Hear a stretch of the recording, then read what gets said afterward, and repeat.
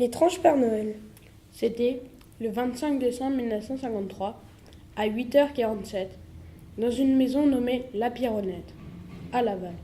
La famille Charnu, composée de 3 enfants, Chloé, 4 ans, Claude, 6 ans et Caroline, 7 ans, se retrouvait devant la fenêtre du salon qui était à l'étage avec leur mère pour essayer d'apercevoir le Père Noël. Dès qu'ils l'aperçurent, les enfants se mirent à crier de joie. Mais au bout d'un moment, il rentra dans la maison. Cependant, il y avait toujours un Père Noël dehors.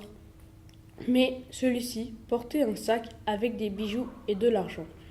Le chien partit à la poursuite du voleur et le mordit au bras.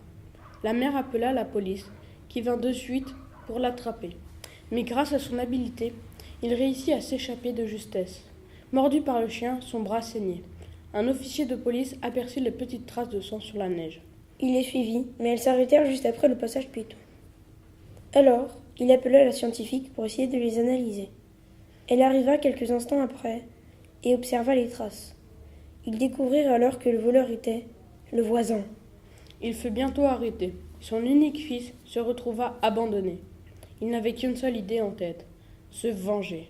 Alors, quelques jours après l'arrestation de son père, il se rendit avec une batte de baseball dans la main chez les Charnus. À l'entrée, il assomma le père, le mit dans un placard à balai. Ensuite, il chercha où était la mère pour essayer de lui faire subir le même sort.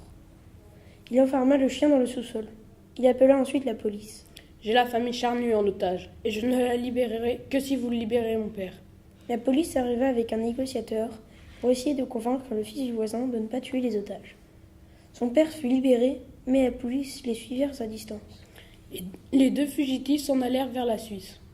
La route était verglacée.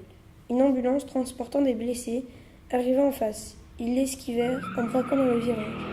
Après 5 tonneaux, la voiture s'arrêta contre un sapin. Puis explosa.